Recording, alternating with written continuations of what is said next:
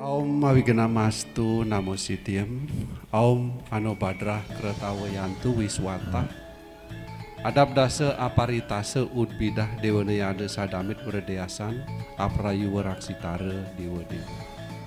Aum Saraswati Namastubyam warada kama rumpini, sinarambam karisyani sidir bawantu mesada. Semoga tidak ada halangan.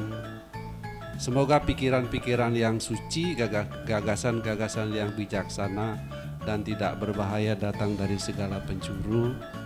Semoga Dewi Saraswati senantiasa memberikan pencerahan kepada pikiran kita sekalian. Sane meraga suci, Romo Mangku, lanang istri yang sangat saya hormati, Bapak Ibu, pengurus PHDI, WHDI, kabupaten, kota, kecamatan, desa, kemudian dari Prajaniti, Pradah, Karang Taruna, demikian juga dengan saudara saya dari Bongso Kulon nggih. Bongso Kulon, selamat datang Sugeng Rawuh. Terimalah wakil panganjali saya, Om Swastiastu. Ayo bahagia, di dalam itu sumuk ternyata. Saya usul sama Pak Majero Mangkudewo tadi bisik-bisik dengan Pak Made, rasanya kok bagus dikasih kipas, tapi jangan nyentrong masuk angin nanti malahan. Kipasnya pelan-pelan saja. Nggih Bapak Ibu Mas Dharma, sebelum lebih lanjut saya bercerita niki bukan Dharma Wacana nggih, cerita Bapak Ibu. Saya mengucapkan selamat hari suci Galungan dan Kuningan, Swastiastu. Semoga kita semua selalu tegak di jalan Dharma, selalu ada dalam lindungan Ida Sang Hyang Widiwasa, Tuhan Yang Maha Esa. Swaha ngoten Bu? Swaha. Jadi kita mengucapkan semoga itu terjadi. Swaha itu artinya nggih Bapak Ibu. Nah, rangkaian hari suci Galungan itu kan 6 bulan sekali datangnya. Kita meyakini itu sebagai perayaan kemenangan Dharma. Ya, kemenangan Dharma. Tapi sekali lagi kita bertanya kepada diri kita masing-masing, Dharma yang mana yang telah kita menangkan? Oke Bapak Ibu. Halo? Nyun sewu Bapak Ibu, tolong didengarkan sebentar nggih Bapak Ibu. Tadi pesannya Pak PHDI juga disuruh nyimak dengan baik-baik nggih. Kalau kita ngomong terus nggak didengarkan itu sakitnya di mana Bu? Nah sini ya, di sini sakit saya di sini. Ya, ayo kita dengarkan. Sradawam anasuyasca srinuyat sopiyonara sopi muktah subam lokam prapnuyat punya karmanam. Bhagavad Gita ayat 18 loka 71. Orang yang memiliki keyakinan walaupun hanya duduk dia mendengarkan, duduk dia mendengarkan, kelak Bapak Ibu ditempatkan di tempat yang baik, subam lokam. Bersama siapa? Bersama orang-orang yang punya karmanam. Punya karmanam itu berkarma dalam kebaikan. Jadi sekarang Bapak Ibu kalau mendengarkan saya berbicara, nanti kita sama-sama di sana berkumpul dengan orang-orang yang baik. Swaha ngoten. Nggih. Swaha. Jadi nanti kita sama-sama ketemu di sana di tempat yang baik, nggih. Nah, Bapak Ibu, itu salah satu kemenangan Dharma loh. Kalau ada orang ngomong didengarkan berarti Ibu sudah memenangkan Dharma. Bolehlah kita merayakan hari suci Galungan. Woi Dharma wis tak menang no bro, boleh. Tapi kalau nek ngomong jek Bapak Ibu jek yang melok ruame 6 bulan lagi lebih baik nggak usah ikut Galungan. Lewati ya Galungan, lewatono aku nggak melok ya. Tapi inilah dinamika kadang-kadang kan bergerak. Dinamika itu kan bergerak. Jadi kita juga tidak memaksa ya, tapi paling tidak kan apa yang disampaikan oleh orang, khususnya kita sebagai orang tua kadang-kadang nuturi anak kita, Kalau kita ngomong, anak kita melok ngomong kan dia jawengkel ya. Nah, seperti itulah. Jadi ayo kita dengarkan, nggih Bapak Ibu. Nah, sesuatu yang ingin saya sampaikan adalah menegakkan dharma di bumi Majapahit. Oke, Mojokerto ini kan bumi Majapahit, di mana di sini dulu adalah pusatnya kerajaan Hindu. Jadi Hindu kan identik dengan dharma. Bagaimana kita menegakkan ajaran dharma di bumi Majapahit dalam kehidupan kita sehari-hari, sehingga memang benar kita menyatakan bahwa kita telah memenangkan dharma. Sedikit saja dalam hari suci Galungan itu memang ada 3 rangkaian sebagai refleksi bahwa kita telah memenangkan dharma, dimulai daripada hari Minggu, hari Senin dan hari Selasa. Oke. Hari Minggu itu kan yang mengganggu kita adalah buta galungan. Buta galungan itu mengganggu pikiran kita. Pikiran manusia yang diganggu sehingga manusia itu selalu berpikir buruk, berpikir jelek, nggak pernah berpikir baik. Dia sudah menikmati hasil kebaikan orang, dia aja ngomong elek kok. Pikirannya lo masih berkata buruk terhadap orang itu. Itulah buta galungan, itu mengganggu pikiran manusia. Kemudian di hari Senin, buta dungulan yang mengganggu, apa yang diganggu? Perkataan. Di hari Senin itu perkataan manusia itu diarahkan kepada berkata tentang kebun binatang tok isine. Kata-kata itu mesti kebun binatang tok isine wis. Jadi nggak ono kata-kata yang baik di buta hari Senin. Sementara hari Selasa kita diganggu oleh buta Selasa buta amangkurat. Yang diganggu apa? Perilaku sudah. Perilaku, kalau sudah diganggu perilaku berarti ada suatu efek atau akibat yang akan terjadi oleh perbuatan seseorang.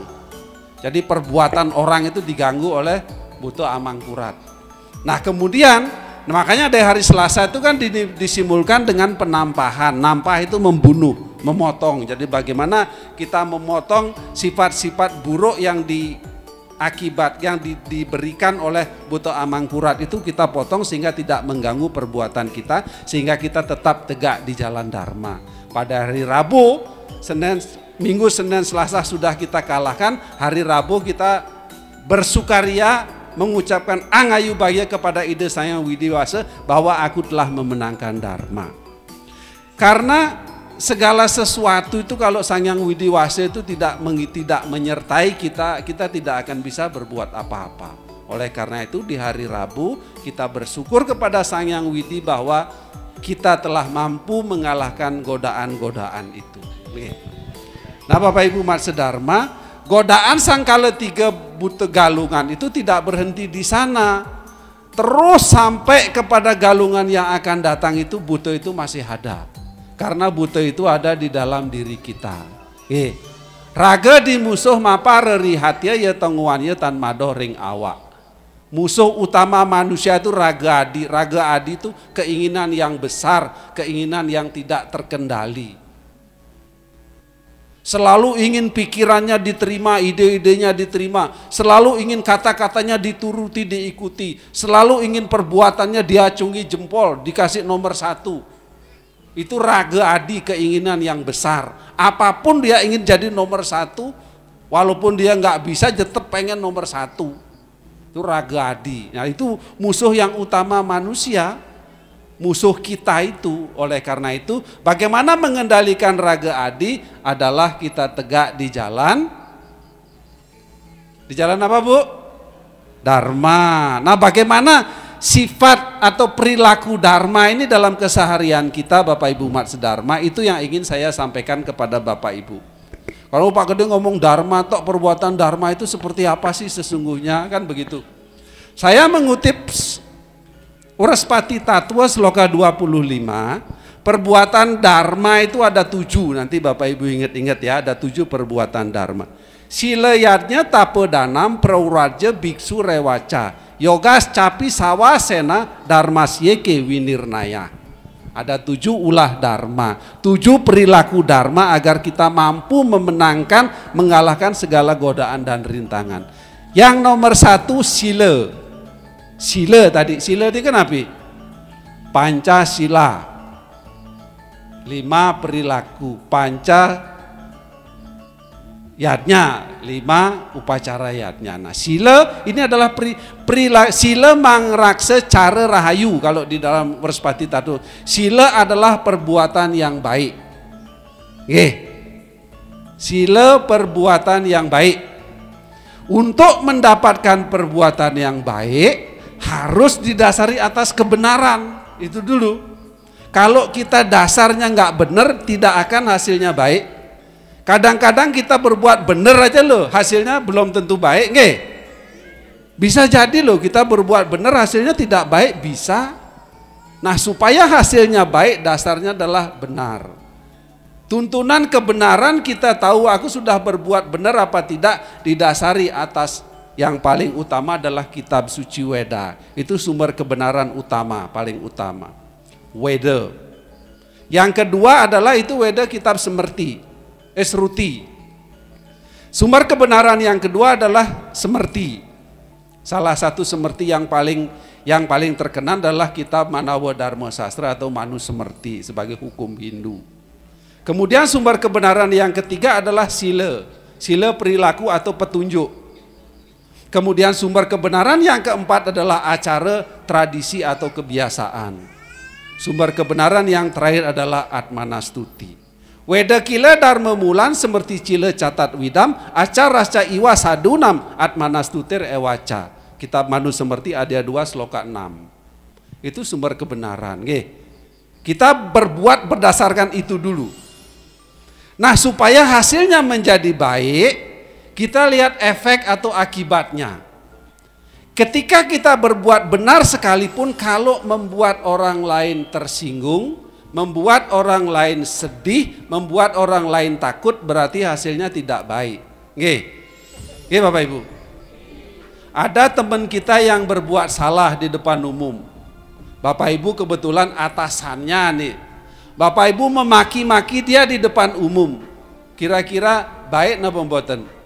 Mboten. Padahal Ibu benar menyampaikan karena dia berbuat salah kan? Benar, tetapi cara kita yang tidak benar akhirnya menjadi tidak baik. Oleh karena itu hasil perbuatan kita menjadi baik pada hasilnya itu. Dasari tapi dasarnya kebenaran. Oleh karena itu kita diajarkan untuk selalu introspeksi terhadap perbuatan kita. Saras jamu saya sloka 44 dengan tegas mengatakan matangian renge sarwa diaya para muarten deng sinanggah dharma. Teles ringe nante supwa nante teriati ikang kadi ring mami ngudewe so asing tan hayun riawak te yatike tan ulahaken ringlen. Oleh karena itu perhatikanlah perbuatanmu, senantiasa perhatikan perbuatanmu, analisa perbuatanmu. Jangan ngurusin perbuatan orang lain, sekarang kan banyak.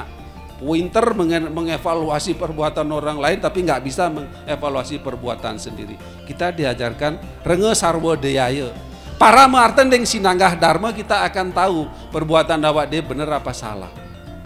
Ikang kadi reng mami nguni seperti yang diajarkan oleh para leluhur-leluhur kita, para pendahulu kita. Saasing tanayun riawak te yatike tan ulahaken ringlen. Segala sesuatu yang tidak kita sukai jangan kita lakukan pada orang lain.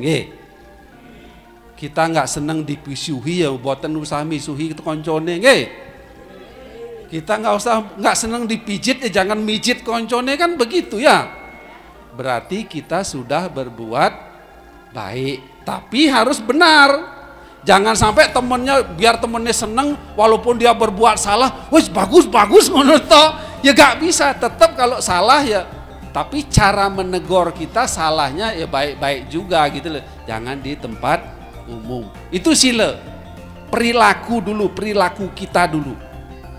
Ya, didasari atas kebenaran, menghasilkan hasil yang baik, tidak membuat orang lain bersedih, tidak membuat orang lain takut, tidak membuat orang lain tersinggung dan lain sebagainya. Pokoknya happy. Ya, itu berarti perbuatan kita sudah sila mangraksa cara rahayu. Kemudian sila yadnya yang kedua yadnya. Yadnya itu kan kita mengenal ada apa Bapak Ibu? Panca yadnya.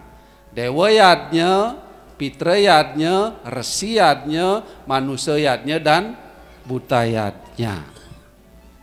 Nah tadi Bapak PHDI mengapresiasi bahwa sarana persembahyangan di sini sudah sederhana.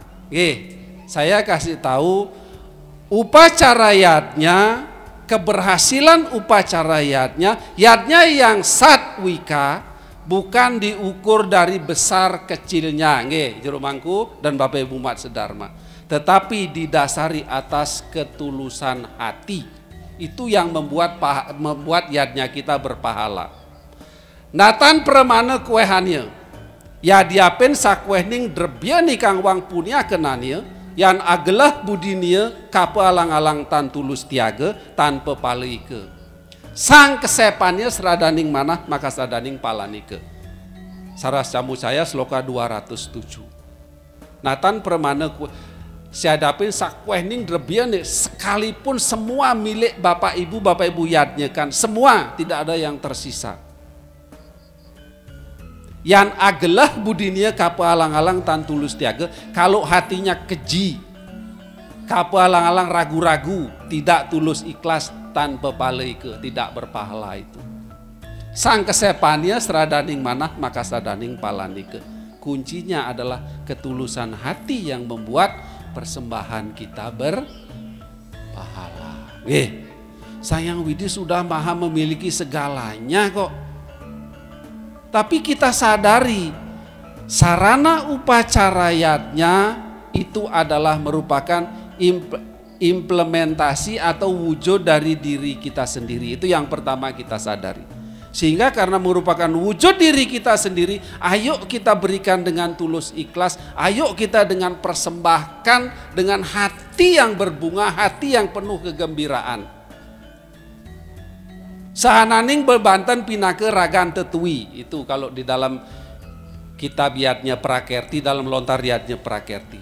Sahananing bebanten pinangke anda buana. Jadi bebanten itu merupakan perwujudan dari alam semesta.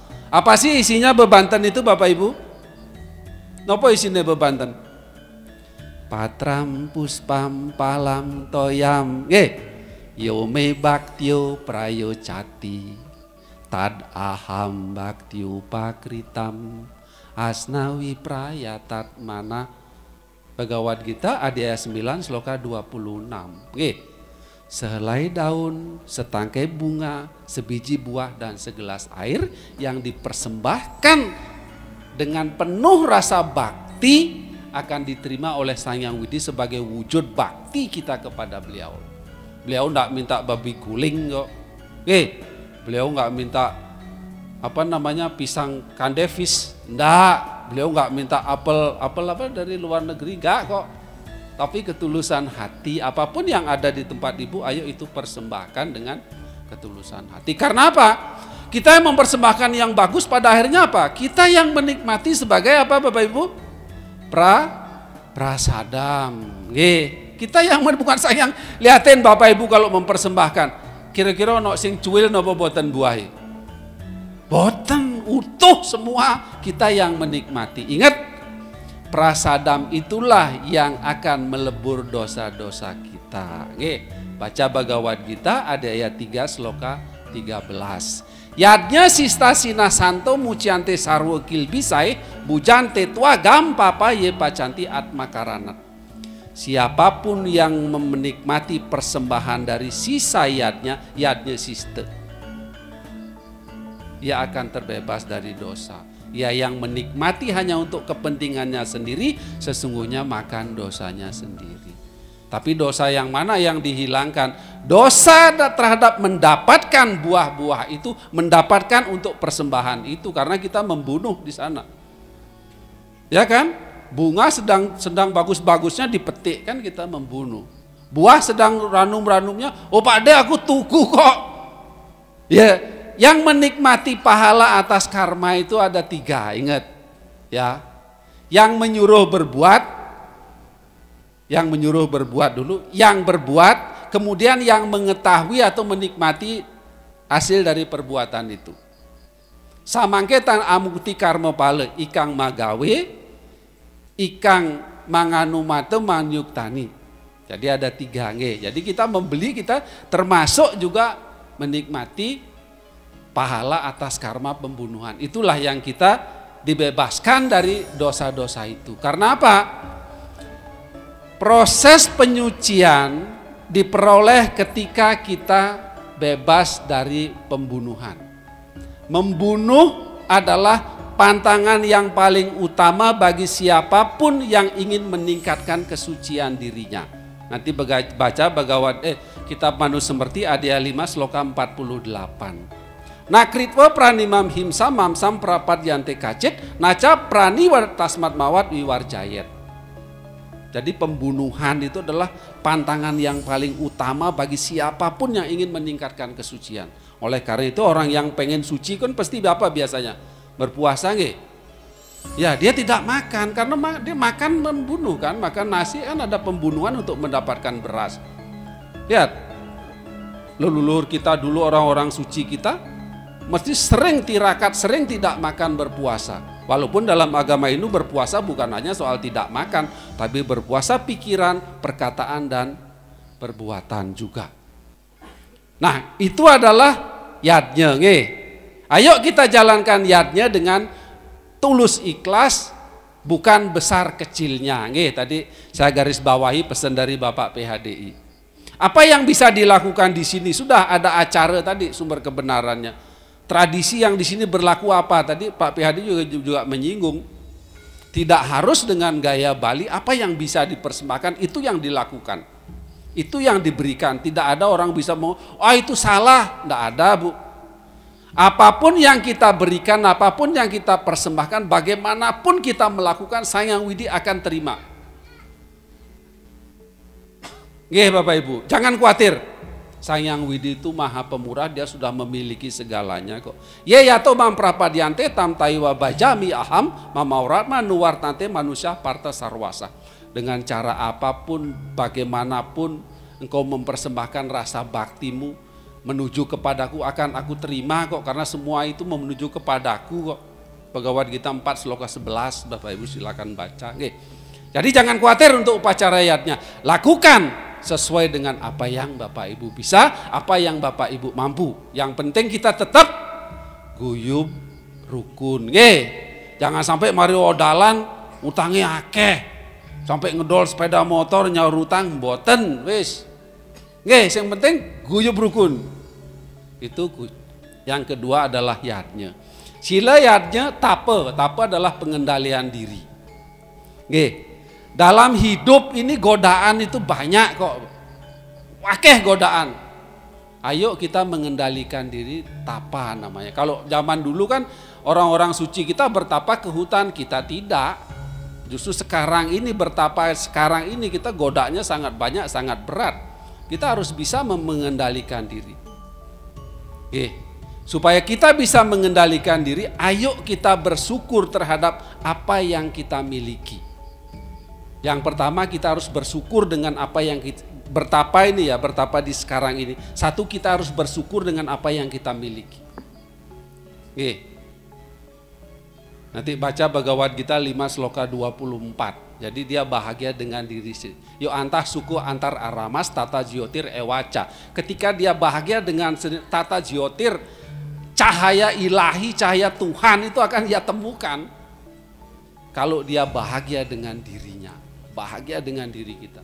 Kedua, jangan membanding-bandingkan diri kita dengan orang lain. Itu biasanya kunci kita nggak bisa bertapa.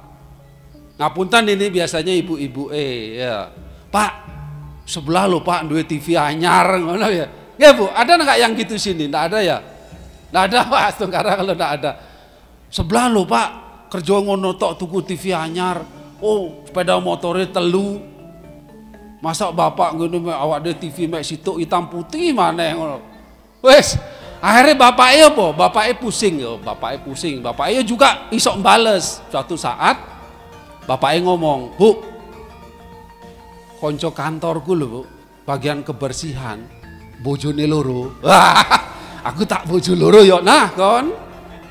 Wes, masa kalah ngono jare bapaknya. Masa aku kalah? Semenjak itu akhirnya istrinya diem. Nah, kapok dia udah tidak berani mana tidak membanding-bandingkan. Karena apa? Kita punya karma wasana yang berbeda, nggih Bapak Ibu. Sisa perbuatan masa lalu kita itu kita berbeda. Itu yang menentukan keadaan kita. Nggih, oleh karena itu ayo syukuri, ayo nikmati, ayo bahagia dengan keadaan diri kita. Jangan membanding-bandingkan diri dengan orang lain. Itu adalah tapa. Sudah, 2 aja rumusnya. Bahagia dengan keadaan diri sendiri, tidak membanding-bandingkan diri kita dengan orang lain, titik. Itu silayatnya tapa. Kemudian yang keempat adalah dana. Dana itu adalah pemberian. Kita saling memberi, kita saling menolong, kita saling membantu. Ingat, ketika kita membantu jangan tanya agamamu apa. Bapakmu sopo, kerja nandi. Enggak. Kita membantu kepada siapa saja karena kita akan mendapat bantuan, kita juga tidak tahu dari siapa. Tuhan bisa menolong lewat siapa saja dengan cara apa saja. Ayo kita membantu. Ingat, ketika kita bisa membantu seseorang jangan lupa berarti ada hubungan sesungguhnya, tidak ada sesuatu yang terjadi dengan kebetulan, Bu. Kita bisa membantu seseorang mungkin dalam kehidupan sebelumnya orang itu pernah membantu kita tapi kita belum sempat membalas. Sekaranglah kita membalas. Ketika ibu membantu seseorang tetapi orang itu tidak membalas, kita tidak menerima pembalasan, ibu jangan ngeresulo. Ngeresulo itu jangan bersedih, jangan patah semangat, aku males nolong percuma, dek yo nggak gelem ngewangi aku kok, jangan. Karena apa Bapak Ibu Mat Sedharma? Bisa jadi ketika kita membantu seseorang kita belum mendapatkan balasan, kita sedang membalas hutang. Paham? Kita pernah mendapat bantuan dari orang lain tapi kita belum sempat membalasnya. Sekaranglah kita membalas sehingga apa? Kita tidak mendapatkan balasan dari orang itu. Ingat, salah satu bisa untuk mencapai moksa adalah kita terbebas dari hutang. Rinani trindia prakritsa mano moksi niwe cayat ana pakritsa moksantu sewano riyat jatah. Jadi seseorang yang berpikir akan mencapai moksa tapi dia belum menyelesaikan hutang 3 hutangnya, dia justru akan masuk ke dalam kawah neraka. Tapi begitu dia sudah menyelesaikan hutang barulah dia berpikir tentang moksa. Itu ucap kitab Manawa Dharma Sastra ya. Jadi ayo kita dana saling memberi. Apa yang mampu kita berikan pada orang lain? Apa yang kita miliki? Selama ini pengertian dana itu adalah uang. Kalau nggak ngasih uang bukan dana punya, nah kita sebut dana punya biasanya. Tidak Bapak Ibu. Di dalam kitab Bhagavad Gita ada yang 4 sloka 28 itu dikatakan Drwiya yatnya, tapa yatnya, yoga yatnya, tata parah. Swadhyaya jenana yatnya yataya samsita vrata. Yang pertama adalah drwiya dana punya. Pemberian dalam bentuk harta benda. Apapun bentuknya itu drwiya dana punya. Kalau odalan ini kan kita butuh macam-macam. Ada pisang, ada kelapa, ada ayam, ada janur, ada telur, ada beras, selain dan sebagainya. Ada uang, itu drwiya. Kita nggak bisa memberikan drwiya, kita nggak bekerja misalnya atau kita gaji pas-pasan, apa yang bisa kita berikan? Kriya dana punya, pemberian dalam bentuk tenaga. Lah kabeh nyerano PT Urip, kabeh nyerano kelopo je oto, lagi dan makan, masa mau makan PT hidup kalau nggak ada yang ayah? Ya, harus ada yang ayah, yang masak, masang penyor, bikin banten dan lain sebagainya. Harus ada yang ayah. Itu namanya kriya dana punya. Pak De aku wis tuwek, wis tua, wong jalan aja ndak isa. Ya apa? Ada namanya jenana dana pemberian dalam bentuk nasihat atau ilmu pengetahuan. Ada yang bertanya, kenapa sih segehan itu harus isinya begini? Kenapa sih sanggah ini harus dikasih wastra putih kuning? Ada bertanya, kenapa sih penyor itu harus pakai bambu yang melengkung? Kita memberikan penjelasan, itu jenana dana punya. Tidak saja dalam konsep yatnya, tapi dalam keseharian juga begitu. Anak-anak kita mungkin, ayo kita beri nasihat, ayo kita beri tutur bijaksana. Teman kita mungkin minta pendapat, ayo kita beri pendapat. Itu adalah jenana dana punya. Pemberian dalam bentuk pengetahuan. Pak De, aku nggak sekolah, nggak sekolah, ilmu nggak duwe ya opo. Ada namanya abiaya dana punya. Tidak membuat orang lain takut, tidak membuat orang lain tersinggung, tidak membuat orang lain marah. Jadi jangan menyebarkan berita hoak, jangan menyebarkan berita fitnah, jangan nakut-nakutin, itu maksudnya. Temennya lagi sibuk nggak sempat ke pura, ditakutin kon nggak nang pura masuk neraka kon. Wah, ya wedi koncone. Gak, ya sudah karena dia ada kepentingan lain ya sudah mau diapain kan begitu. Ya. Biaya memberikan rasa aman. Sekarang ini media sosial, hati-hati terhadap berita yang diterima, ayo dicerna dulu, kiranya benar baru di-share, kalau belum jelas jangan di-share. Bikin ruwet nanti kena undang-undang IT malah Bapak Ibu kena urusan polisi malahan. Nah, kemudian yang terakhir adalah prana dana punya. Jadi hidup atau kesenangan kita korbankan. Boy saiki kan sekarang kan malam minggu ya. Anak-anak muda wis aku nggak malam mingguan sih, aku tak nang pura. Nah itu berarti kita sudah memenangkan dharma loh. Aku tak sesuk ayah pele aku malam Senin ngono ya. Nah ya anak-anak muda ya, semangat anak muda. Nah itu adalah dana pemberian. Ingat pemberian ya. Silayatnya tapo dana. Prauraja ini terus belajar, terus meningkatkan kualitas diri. Karena apa Bapak Ibu Mat Sedharma? Dalam kehidupan kita sering dihadapkan pada 2 atau 3 pilihan yang sulit. Napa nggih? Aku duit ini pas. Duit ini kita pas ini. Kita pengen membeli sesuatu atau pengen berpunya. Aku mau punya atau mau membeli kebutuhan kita. Itu hal yang sepele. Di dalam perjalanan misalnya kita menemukan, kemarin kan saya ngasih contoh di supermarket ya.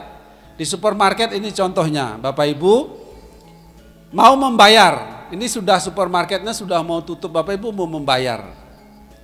Bapak Ibu barisan paling terakhir, kita paling terakhir.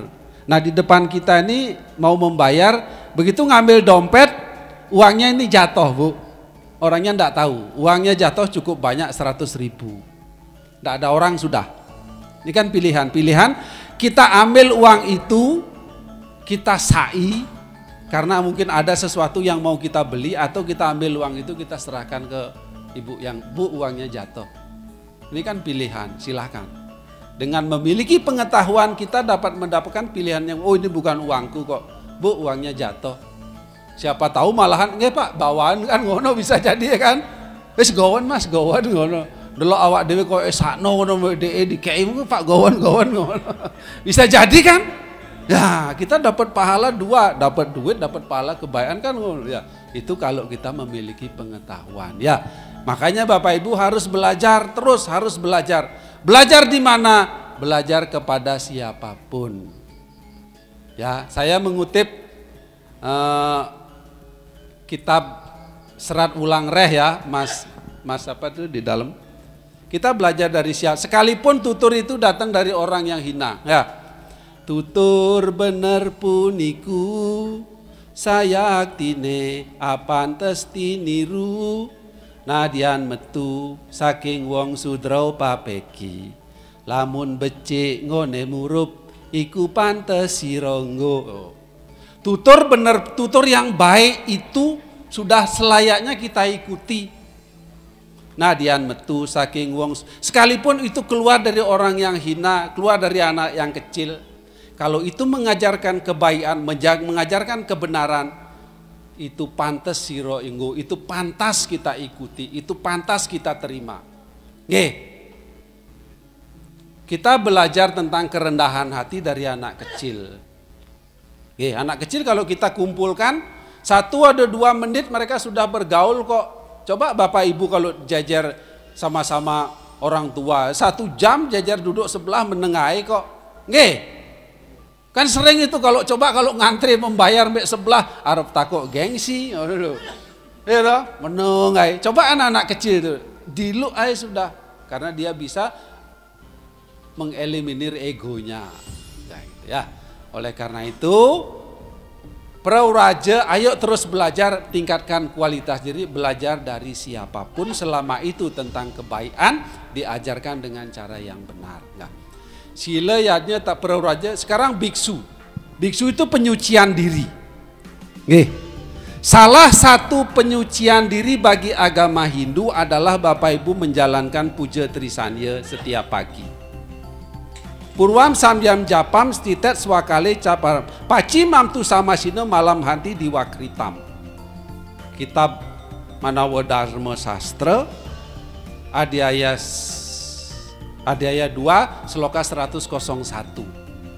Jadi ia yang duduk di pagi hari, ia yang berdiri di pagi hari mengucapkan mantra Weda menghadap ke timur akan dihapuskan dosa-dosa yang ia lakukan di malam sebelumnya. Ia yang melakukannya di sore hari, dosa-dosa yang ia lakukan di siang hari sampai pagi dia dihapuskan. Tapi dosa yang mana nanti lebih lanjut itu panjang uraiannya. Artinya apa? Bapak Ibu kita itu harus ingat dengan Sang Hyang Widi gitu loh maksudnya. Pagi hari bangun pagi jangan lupa adalah sembahyang dulu. Ingat dengan Sang Hyang Widi. Pagi hari itu diibaratkan orang yang dalam kegelapan kan malam, orang yang dalam keadaan susah dia berhasil ini kan siang. Dia tidak lupa dengan Sang Hyang Widi. Berhasil ini dari gelap ke terang. Kemudian siang hari namanya Surya Madyanika ketika Bapak Ibu sedang ada di jaya-jayanya, sedang kaya-kayanya, sedang sukses-suksesnya, sedang bergelimang harta, tergap dengan Sang Hyang Widi. Kemudian di sore hari pergantian antara siang dan malam, Bapak Ibu awalnya sukses, tiba-tiba jatuh, tiba-tiba miskin. Ingat dengan Sang Hyang Widi, dari siang ke gelap. Ingat dengan Sang Hyang Widi. Ketika orang yang berbuat dosa itu kan orang yang tidak ingat dengan Sang Hyang Widi, nggih. Bagaimana caranya supaya ingat dengan Sang Hyang Widi Bapak Ibu? Selalu mengingat beliau, menyebut nama beliau. Nggih, yang disebut dengan nama semaran. Om Namah Shivaya. Om Namah Shivaya. Om Namah Shivaya. Sudah itu Bapak Ibu sebutkan. Bapak Ibu melihat apapun yang tidak menjadi milik Bapak Ibu dengan ingat itu tidak akan berbuat salah.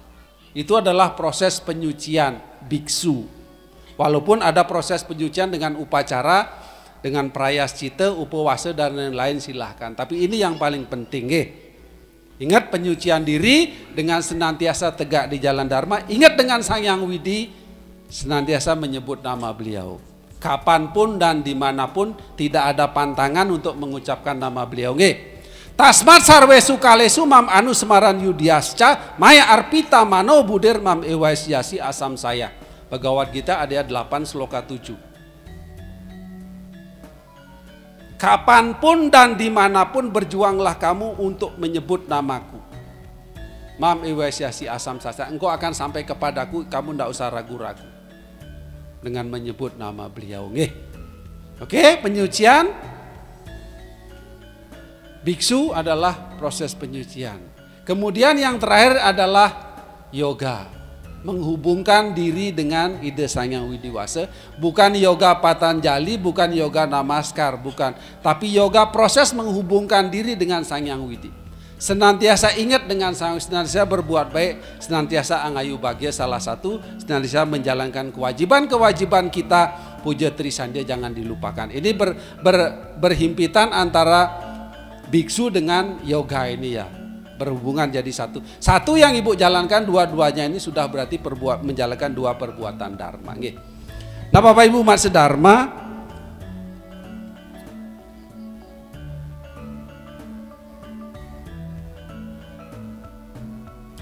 (39 menit rasanya sudah cukup.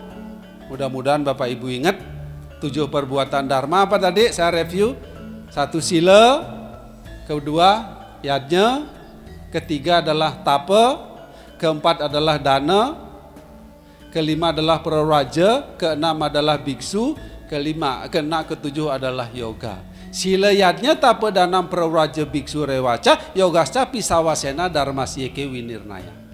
Dengan senantiasa menjalankan itu kita sudah tegak di jalan Dharma. Semoga Dharma tetap tegak di bumi Majapahit. Swaha. Nah, demikian Bapak Ibu umat sedharma. Om Sarwa Sam Swasti Bawantu. Semoga kita semua ada dalam keadaan baik. Om Sarwa Sam Santir Bawantu. Semoga kita semua merasakan kedamaian. Om Sarwa Sam Manggalam Bawantu. Semoga kita dapat menjadi manggala atau pemimpin bagi diri kita sendiri. Om Sarwa Sam Purnam Bawantu. Sehingga kita dapat mencapai kesempurnaan. Om Arestani Mesarwo Anmo Ani Berstah. Semoga badan dan pikiran kita tetap sehat, jauh dari penyakit, dan bangkit untuk meningkatkan kualitas diri. Saya tutup dengan Paramo Santi. Om Santi Santi Santi Om.